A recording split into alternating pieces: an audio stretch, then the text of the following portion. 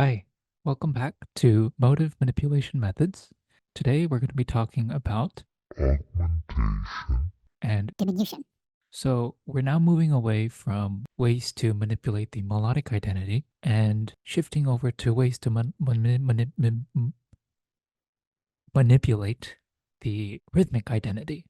So to start off, we're going to be talking about two simple ways to change up a motive's rhythm, and that is augmentation and diminution. Augmentation just means doubling the note values of every single note in a motive, and diminution would be the opposite. So halving each note value. If I were to augment a motive that went quarter plus a half note, it would become a half note plus a whole note. If I were to diminish the quarter note plus a half note motive, it would be a eighth note and a quarter note. We'll also cover the differences between using augmentation and diminution partially and treat it as like generic rhythmic manipulation, and how to use it for specific purposes, like using it an augmented version as a bass line or using a diminished version as an ostinato.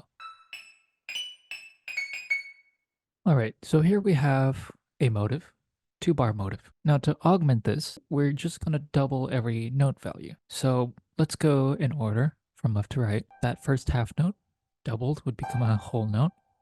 The next 2 notes would become half notes. The next 4 notes, the 16th notes, would become eighth notes. And then this dotted half note would become a dotted whole note, which is 3 half notes. And we can simplify this down like that. So if you notice, this 1 bar was doubled, so it became 2 bars, and this 1 bar was doubled and became these 2 bars. So the 2-bar motive is now a 4-bar motive. And that's pretty much how you augment something. There's also a shortcut you can use in Sibelius, not sure about MuseScore. If you go to Node Input, double, and it just does it for you. Now, if we copy this, go back and paste it over this, it should be the same thing. So augmentation, I like to specifically use it for moments when I'm trying to give like a cut time feel in like a fast piece, because the point of augmentation is to like juxtapose the whatever was initially happening with a slower idea, right? Versus making the entire thing slow and sound like the original. So what do I mean? So let's hear what this sounds like right here.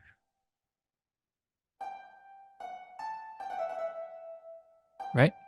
Now, since I augmented this, if I doubled the tempo to 300, it should sound the same, right?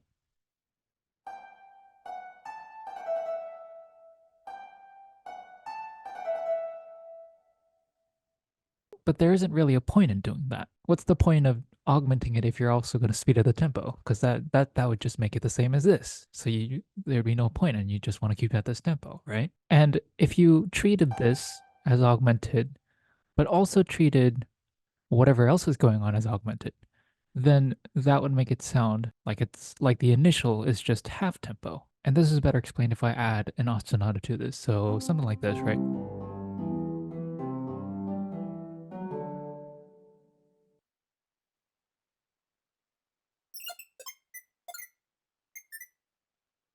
Okay, so let's just hear this original idea at 150 tempo.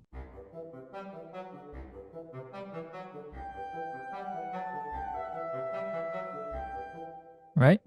So that's our initial idea. So we augmented the melody, and we can also augment the ostinato, which would be the eighth notes would become quarter notes, right? They would be half notes, but just for because they're staccato, I'm going to write it like this.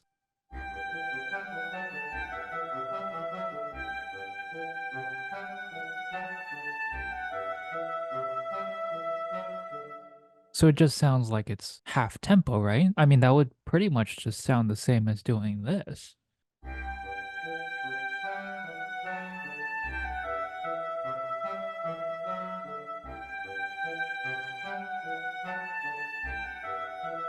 Right? And I'm not saying you can't do that, but the point of augmentation isn't this. It's to put two contrary like tempo ideas, feels together. So we keep the same tempo. We've now made this feel slow, even though it is without actually making it slow, like changing the tempo. And we keep previous ostinato. So now let's hear both versions together.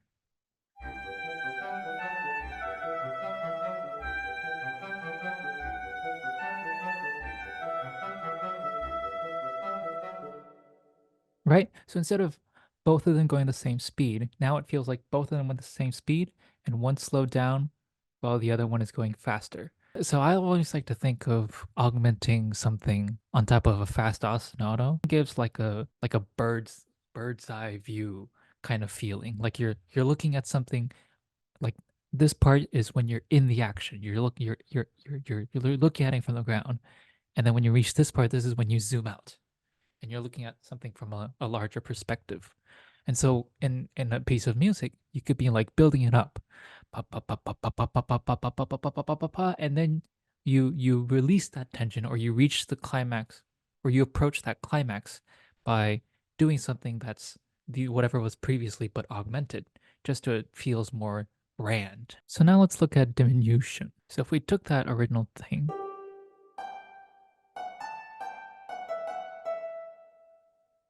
and if we diminished it, is that right? Diminished, not diminution, diminished. Anyways, that half note would become a quarter note. The two quarters would become eighths, and then the 16ths would become 30 seconds. And then the dotted half becomes a dotted eighth. So now the 2-bar idea was halved into a 1-bar idea. And we're still at 150 tempo.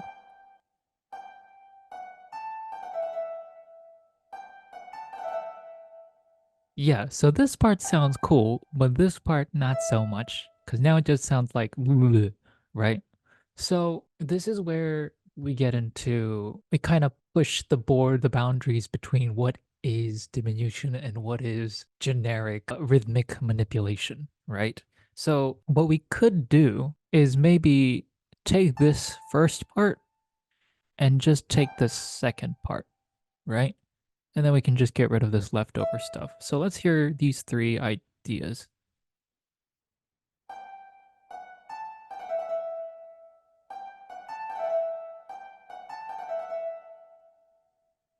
It's kind of like breaking what the true diminished form of it, and we'll actually talk about shortening, shifting things over, removing certain beats, and just to regular rhythmic manipulations later. But part of the reason why I'm starting with augmentation and diminution before we do that is because you can use these techniques in the later stuff and just do partial augmentation diminution. But the general point of augmentation diminution is not necessarily to just break up random beats, but it should be to treat them for certain purposes, like what we just did up there. Um, Taking two different tempo ideas and putting them against each other, something like that. Anyway, so we can kind of break the rules here a bit and do something like this. And now it feels like we had an idea and we're closing it off by cutting it short or compressing it, right? So it kind of feels like here's the sentence and then here's the period, right? So let's play them together.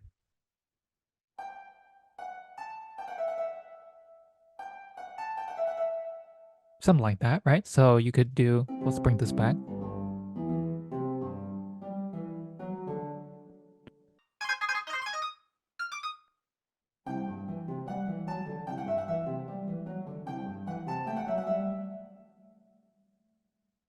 right? So it feels like it's kind of like coming to a close. Maybe more of a comma than a period, I guess. But let's do one other thing. So let's do this again, true diminution.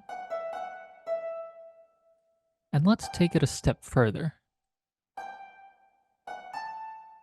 So now we're having the half, so kind of so quartering, doing a fourth of the original. And again, we're going to take this idea and actually use this version right here.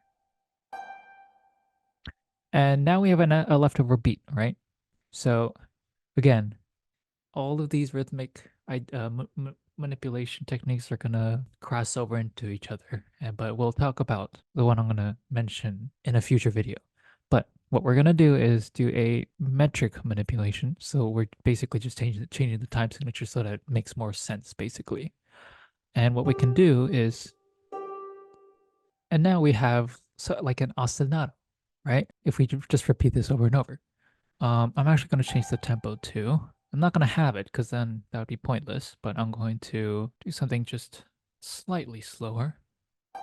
Let's see. Yeah, that's nice. Now, another thing I can do is diatonically transpose this. Actually, we're in G. There we go. Diatonically transpose this down a third, and I'm going to combine those two together. Paste that back over here, and I'm going to add a bass. Very simple, since the ostinato is very complex. And just for interest, let's do groupings of 2 against 3. Copy this a bit more times. So now let's listen to this little ostinato pattern we have that's based on that motive.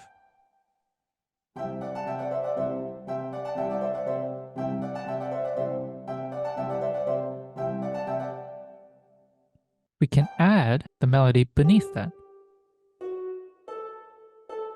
an augmented version of it.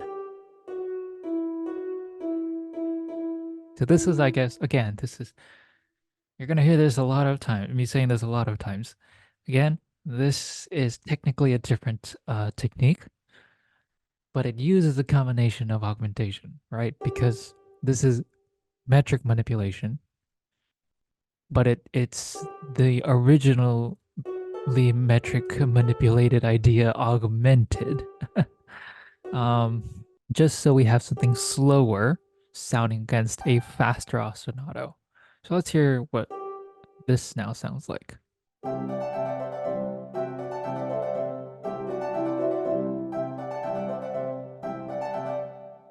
And actually, give me one moment.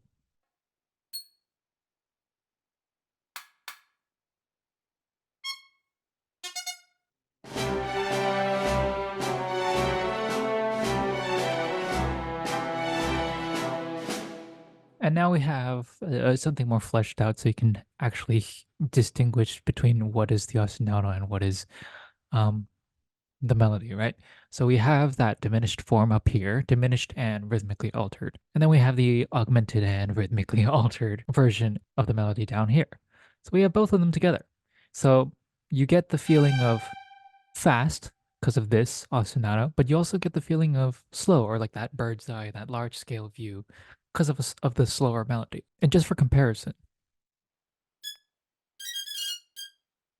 here's what the not augmented version would sound like the original version.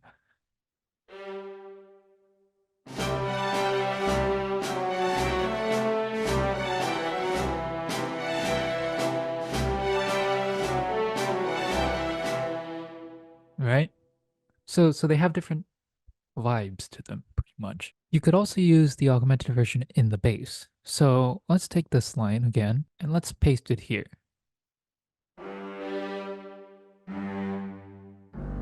Like that. Let's hear what this sounds like.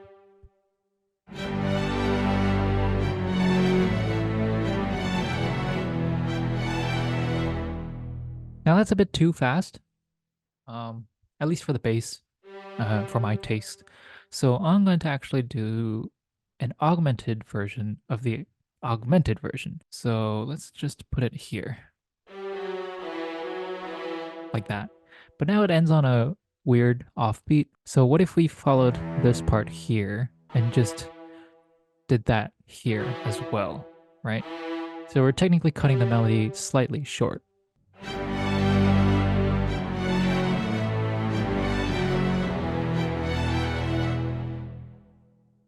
Right? So that's another thing you could do, right? Flipping where the melody is. But that's pretty obvious. So what if we disguised it? So here I have a whole bunch of different random chords, non-diatonic chords, I should say, just to harmonize what's going on in the bass. And instead of treating these all as root notes, they're just treated as either the third or the fifth, or sometimes the root of the chord above. But now it should be slightly more disguised.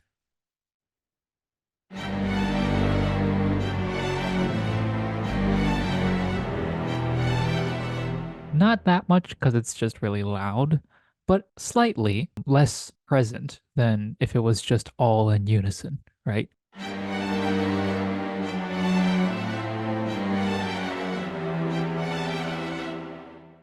That is pretty much what augmentation and diminution is, right? Doubling or halving whatever melody or motif you're working with. But again, it's important to it's important to distinguish that while you can use augmentation as a tool, and by tool I mean like using it to partially augment or diminish something, the important thing is that you can use augmentation and diminution as a character, as a way to color your piece to sound like a certain thing, like what we just did, right? The bird's eye view, or things like that, right? And that's when you use it in its full form, right? Not just fragmenting.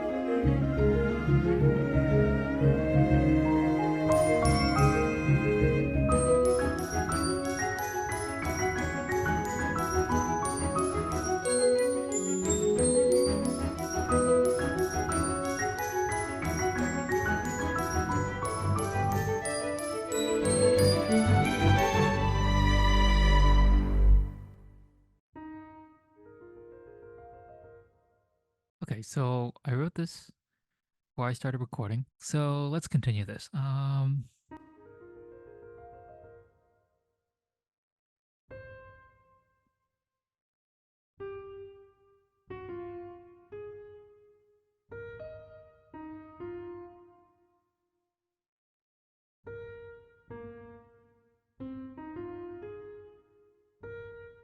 What about something like this? Basically, I'm avoiding like G and D because those are like tendency tones.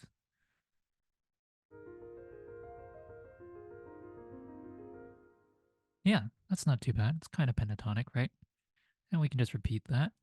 So basically, I should have said at the beginning, we're just writing some sort of ostinato. Then we're going to build off of that. We don't need that many, but just for loop playback's sake.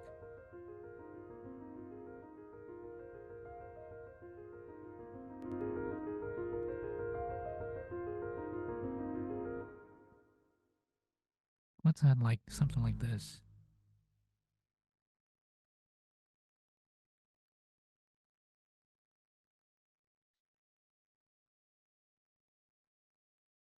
Problem with MuseScore is that I can't, can I?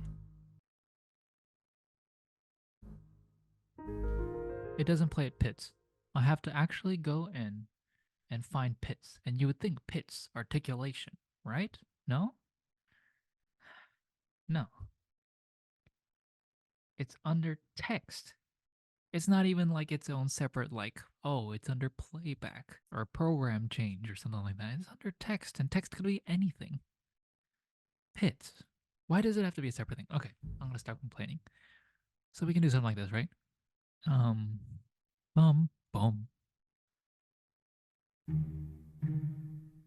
Something like that.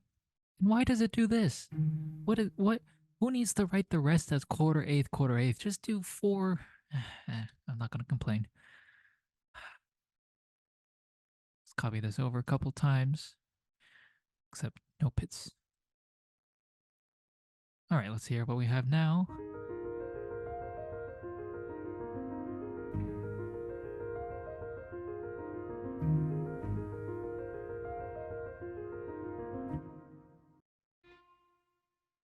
Let's do something like this at the top. Copy that over, make it quiet.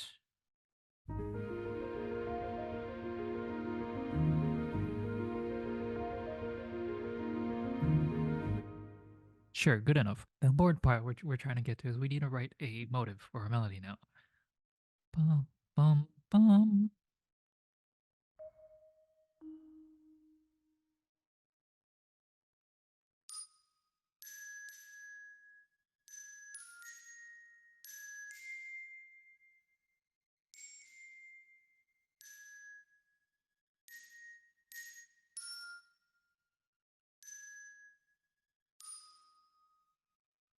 Bum, bum, bum.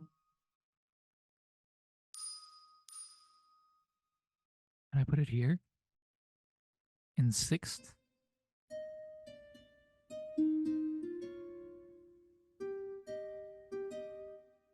Tie that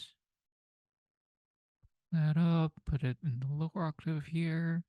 Okay, yeah, so I should explain. So we want to do something not too slow because we're going to try and augment this later. So it's using values that are short enough that if we augment it, it won't be too long. So dotted quarter would become a dotted half note. If we had done a dotted half note, it'd become a dotted whole note, and that'd be way too long, right? Because then this 3 bar phrase, if it had initially been 6 bars, that's already too long, I think. And 6 bars going on for 12 bars, at that point, you wouldn't, by the time you reach 12, bar 12, you wouldn't remember what happened in bar 1, right? So we want to keep it on the shorter side. So let's hear what we have.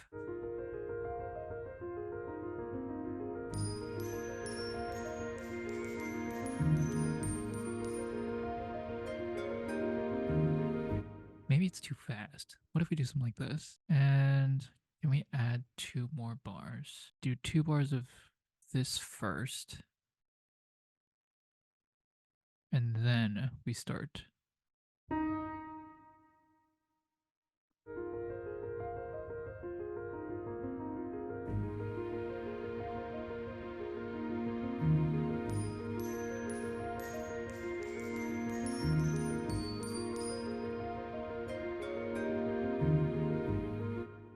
Yeah, that's not too bad. It's not the best, but I don't want to add a cello because we already have a piano. Well, let's just repeat it one more time. And of course, we shouldn't do it direct, so let's do something different.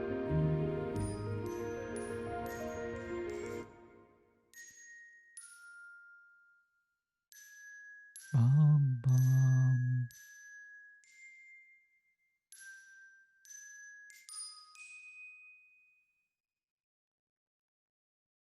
Bum, bum, bum. And that would be B and G.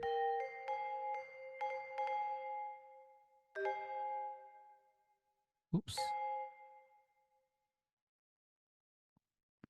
And I don't want to harmonize this as toning. I want to do D. And these notes can actually stay the same. B flat, E flat, and F all work on D flat because the E flat would be a major second above D flat, and B flat is a major second above A flat, anyways. But you know what? Maybe we'll add, just fill in the chord. And we can take this and repeat that one more time.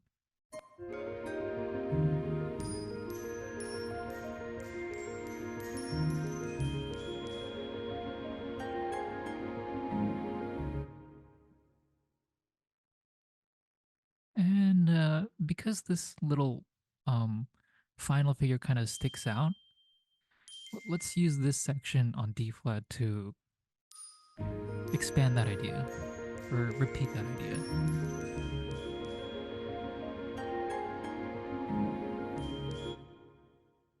Bum, bum, bum, bum, bum, bum, bum, bum, bum, bum, bum, bum.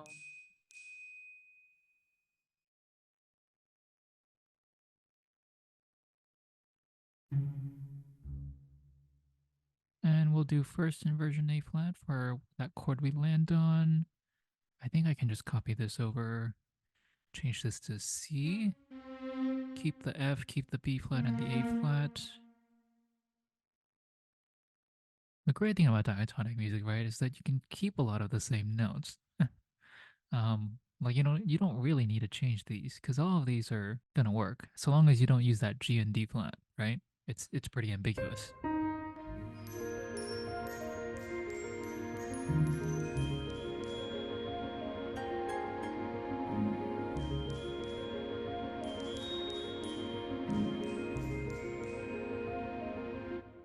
Um, Copy this over.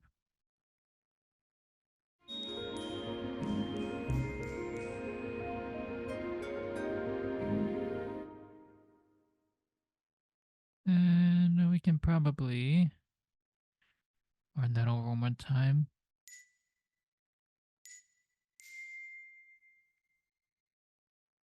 Move this back up to D flat so it forms a fifth here, and then move both of these down. These can stay the same to make this a D flat.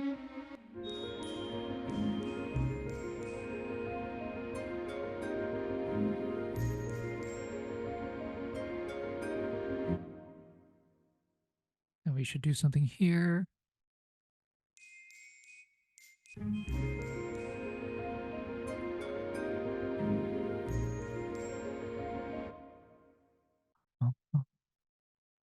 Boom, bing, boom.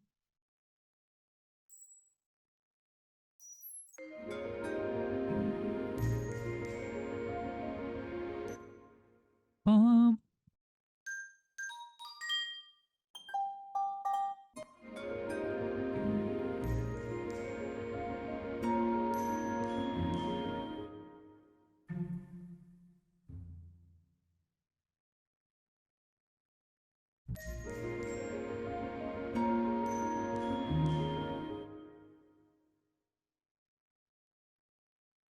And then boom.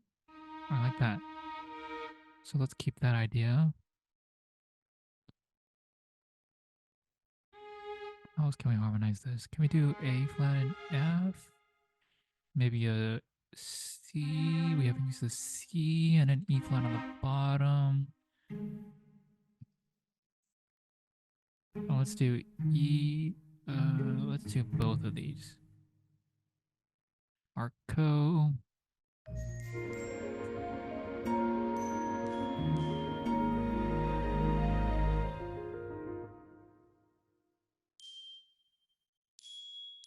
And we'll bring this back.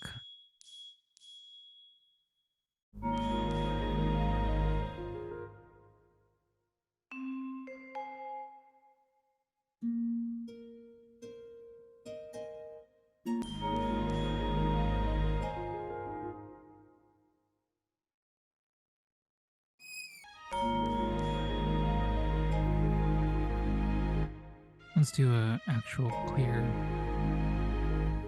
Yeah. And now what we can do. So it's been a week. We still haven't done an augmentation yet, right? We can do one now. So if we augment this, that would be E flat, A flat, B flat. Okay, so half note, quarter note, half note,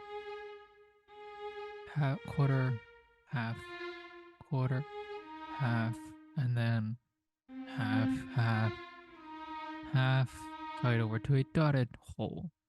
All right.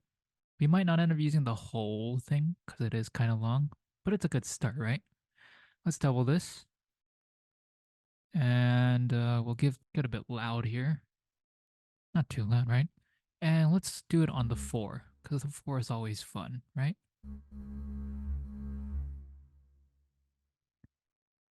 Now, while we aren't necessarily augmenting the rhythm of the accompaniment, we can augment the harmonic rhythm of the accompaniment, right? So do like a longer pedal 4 to match the longer motive.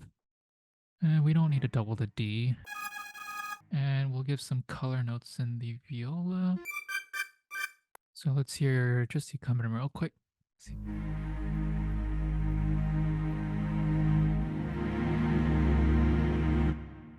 It's a bit muddy.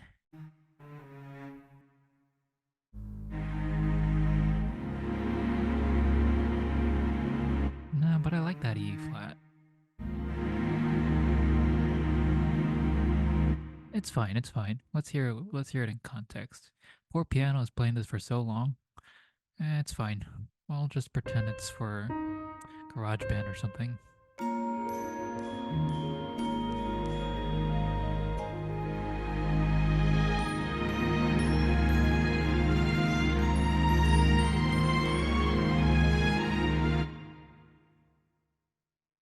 And actually, you know what? I like that. I meant to delete this, but we can keep this.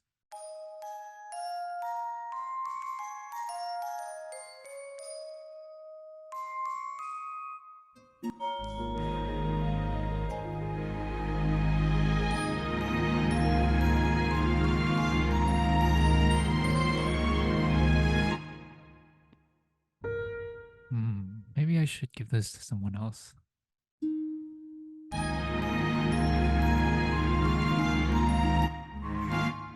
Can't even hear it.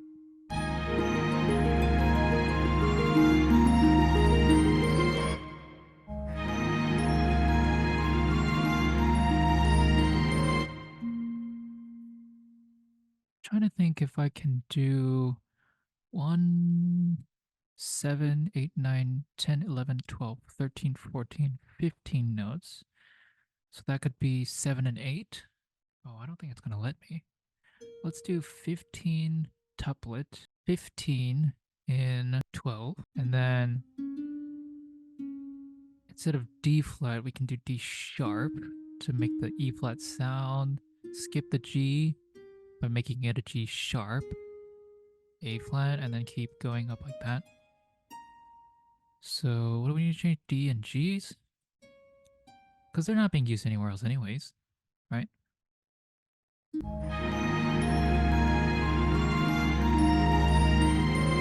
Yeah, it just gives it a bit more color, I think. Let me try doing this instead of doing it at forte.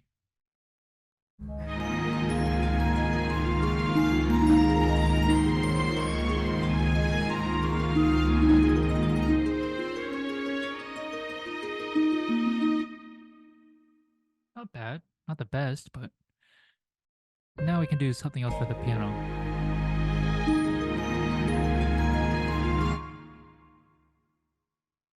Or maybe just let it rest.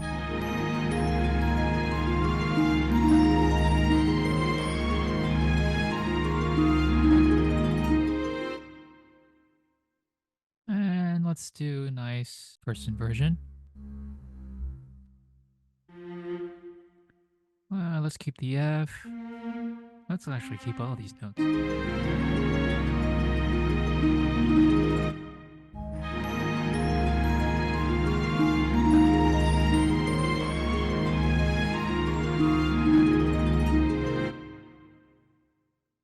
And we could just repeat it, honestly.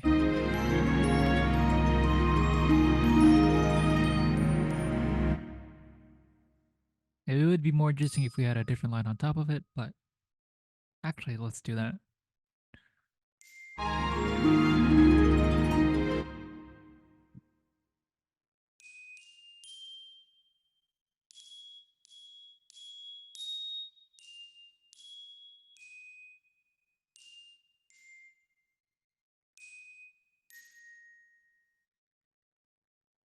All right. Probably need to change up. Oh, we can add piano up there.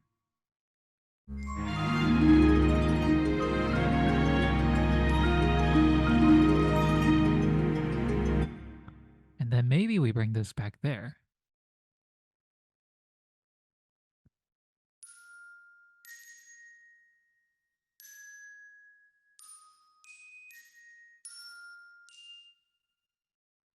And copy that rhythmic, not very interesting rhythmic, but still rhythmic idea. So this needs to be an octave down, okay.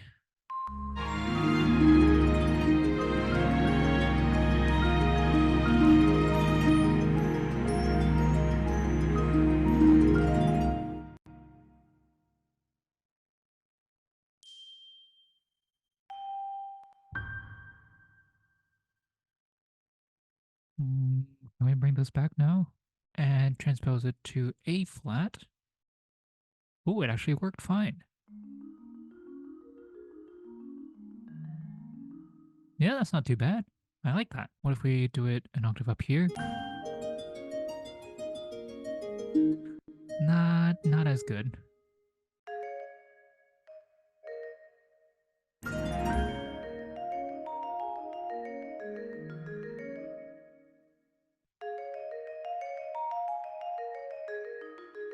I don't think there's a difference.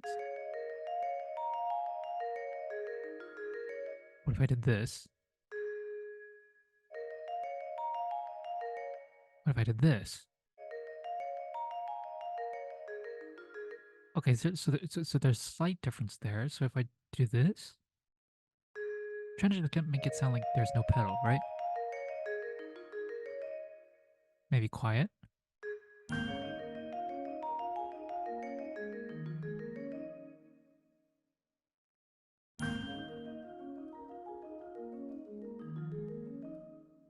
Maybe make the marimba louder. Too loud.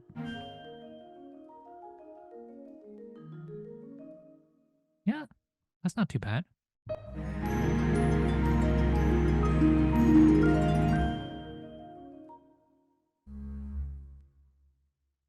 Bum bum bum bum bum bum bum bum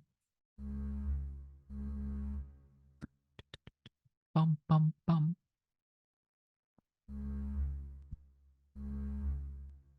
bum bum bum bum. And we can do again. Let's do the fifth. There we go. The reason I like fifths so much is because it makes things ambiguous. You can't tell if it's major or minor or augmented or anything, and it can be anything you want. That's why I like it.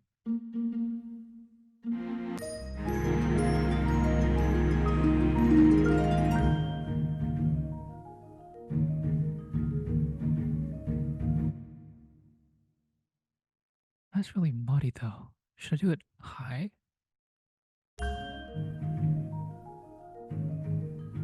Whoa.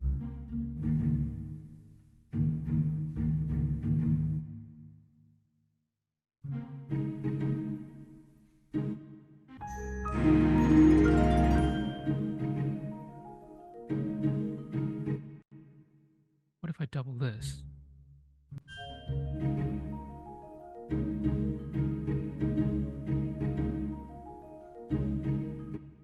Okay. Mezzo piano. Mezzo piano.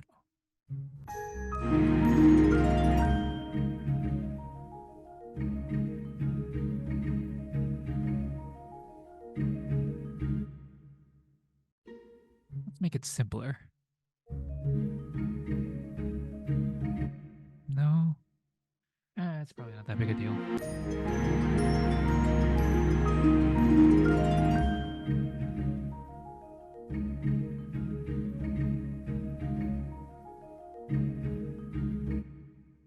You know what it is? It's still too loud.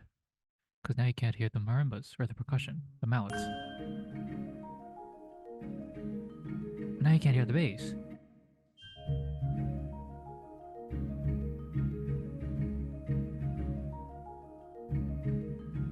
Okay, so that means this needs to be that and this needs to be that. But now this is going to sound too articulated. Yeah, that's too much.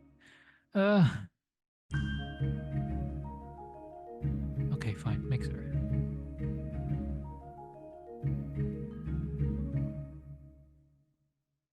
Okay. That isn't even the point of all of this. Okay, so let's do something. Let's do another augmented thing. So what we could do...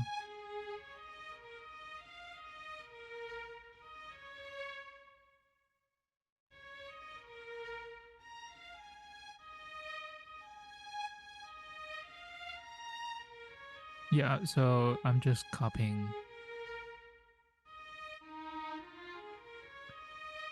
the ostinato, but augmented. This probably needs to be quiet too.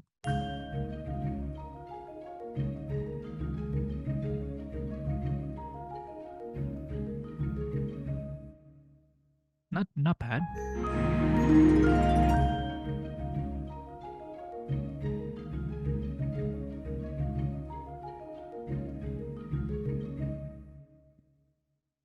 And we can bring the melody back.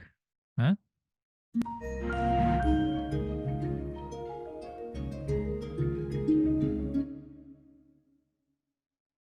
No.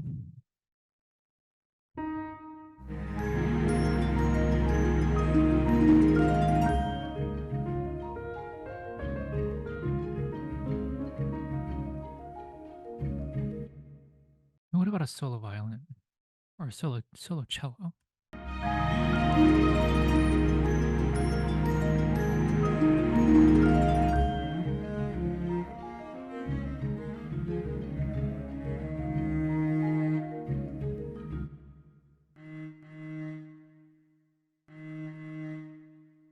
Not bad.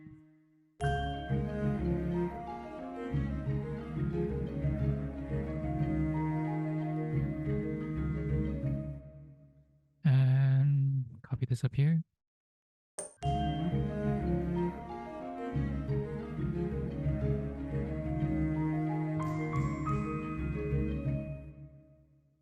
Let's do it 6 down as well.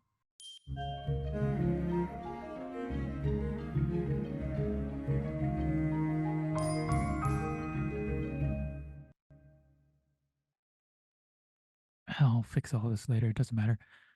What about a solo viola? And what if we do some staggering, which is a different a technique for the future?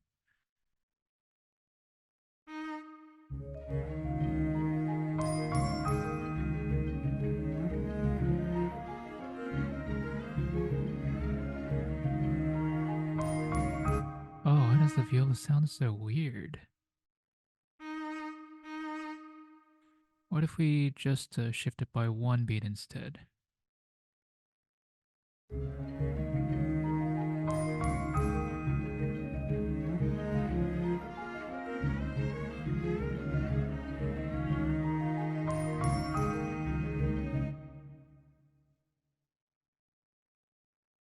Or, here's an idea. Take this long version and shift that over by a dotted quarter. Because we're just getting too busy.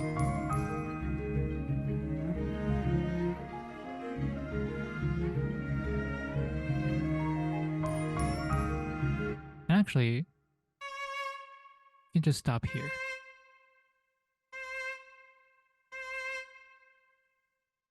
Like that.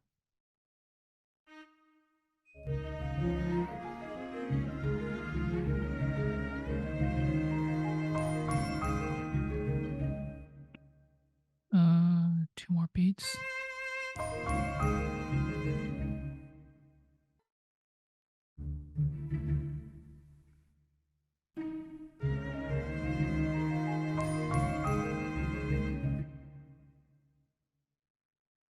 What about G? I'm trying to think of other keys that use a D.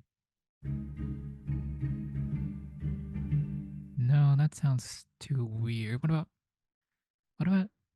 this is too direct. Yeah, that's way too direct. What about B minor?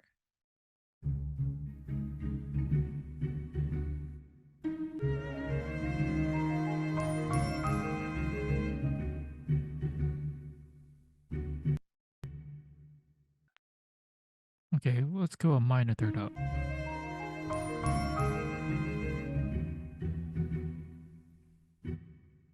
And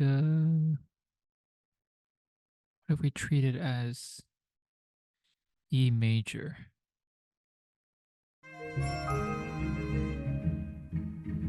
Yes, there we go. Okay, so now we can do something like this. It's probably going to be E Lydian though, which means it should be in B major. But we'll fix that later.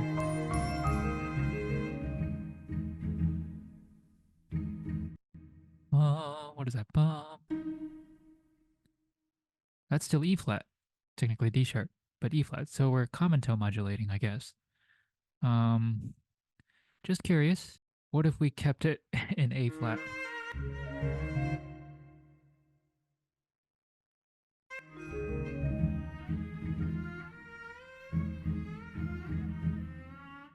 Ooh, that sounds gross. Okay, so let's fix the key and get rid of all the accident.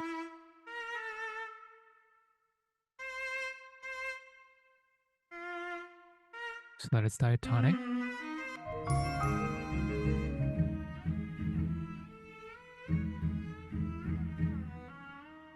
Ew. Why?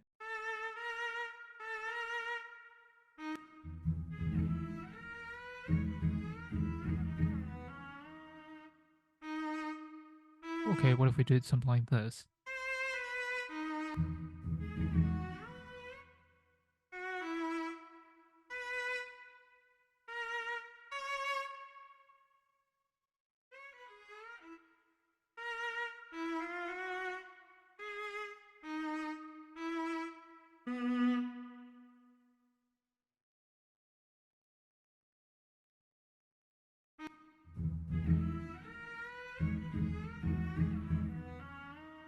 There we go. That sounds a bit better. Okay, now that might work.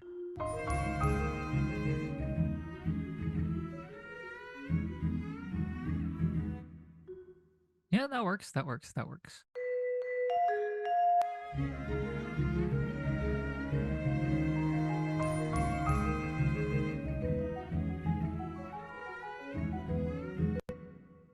Actually, what if we did something like this? Obviously, that's going to be a bit too fast for staccato. Let's take these as arco. Do that.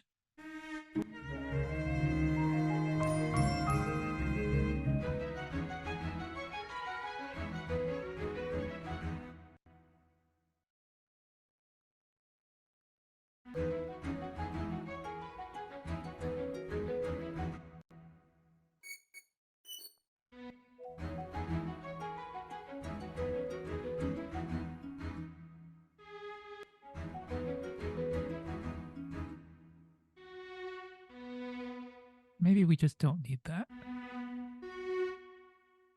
And because viola is always soft, and so forth.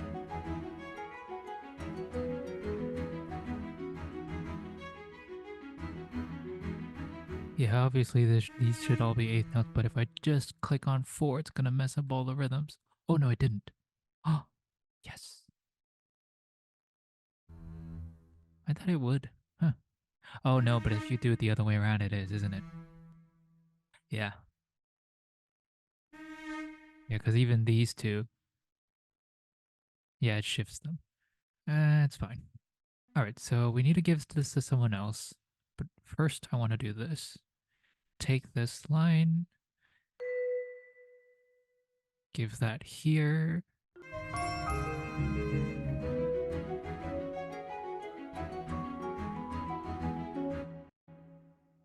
What if I do this?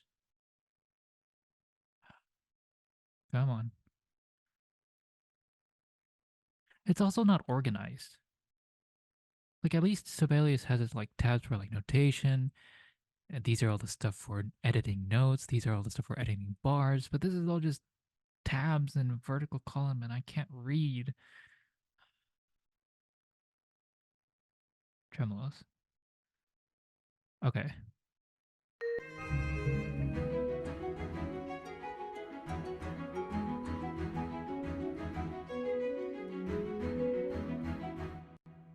Yeah, something like that. Can I go an octave higher? No. Oh, oh, but marimba probably can.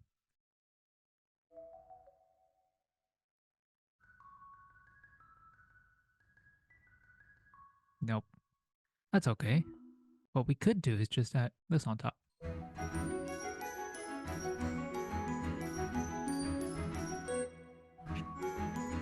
Okay, so now we need to give this to someone else. We can give this to high piano and give octave lower to here.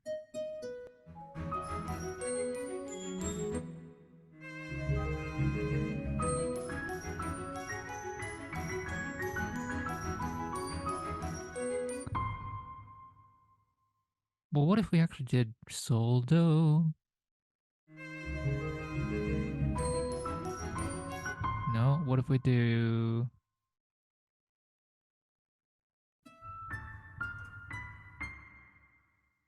No? Let's just stick with this for now. It's not that big a deal.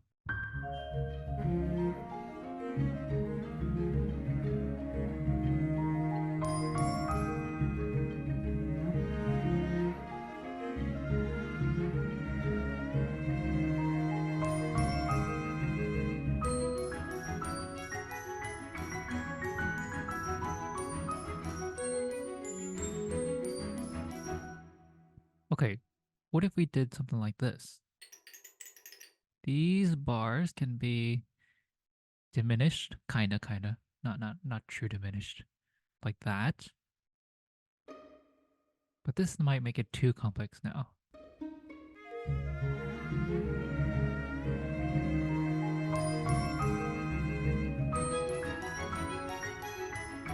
Yeah, no, too much, too much.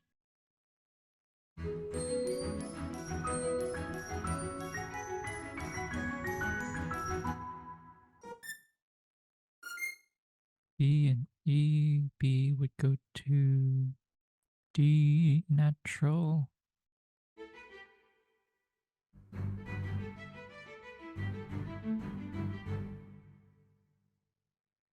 And that means this also has to be transposed up a minor third, which is F, F sharp G.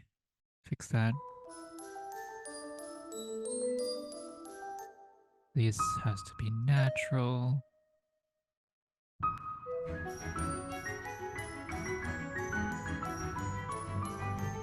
Yeah, so another common tone modulation there, just to make it a bit more spicy.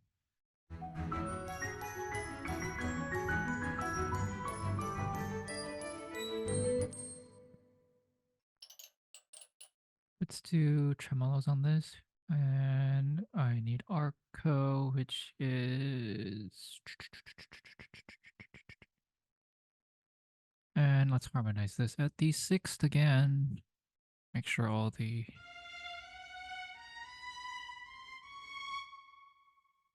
crescendo.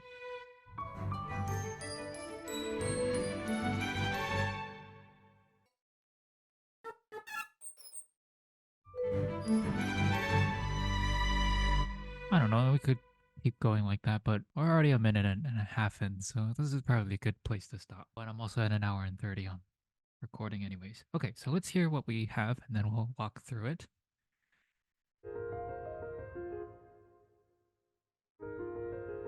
Why does it not play exactly from the beginning?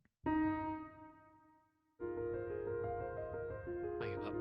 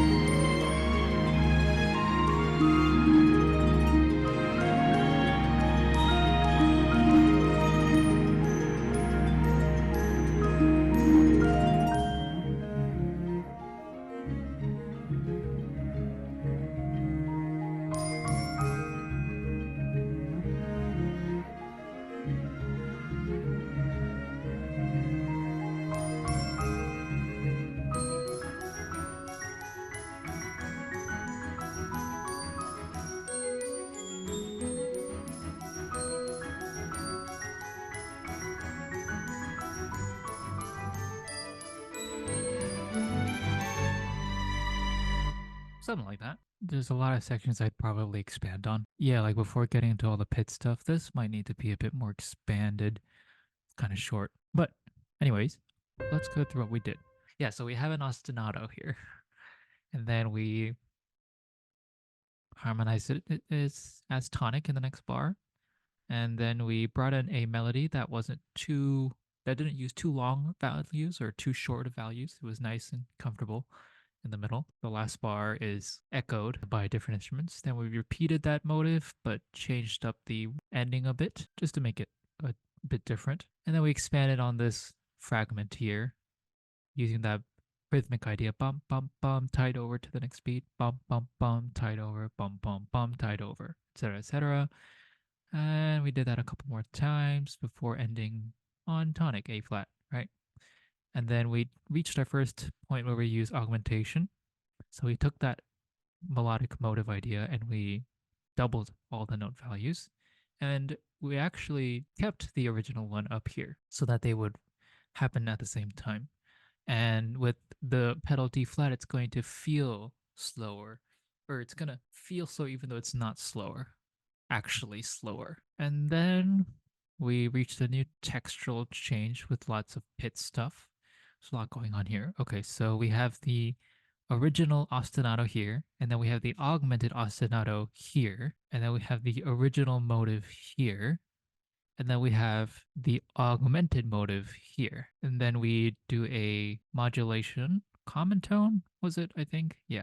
E flat to D sharp, and treat that D sharp as B major or E major. E major 7, technically. Now we have again ostinato, ostinato augmented, and melody in its normal form. And we could have done another, we could probably, what we could do is once we reach that G, or once we land on that G and we decide to stay on that, we can do another augmented version of the melody there. That is augmentation and diminution. Next time, we'll be talking about shifting or displacement and removing beats. Thanks for watching, and I'll be back again soon.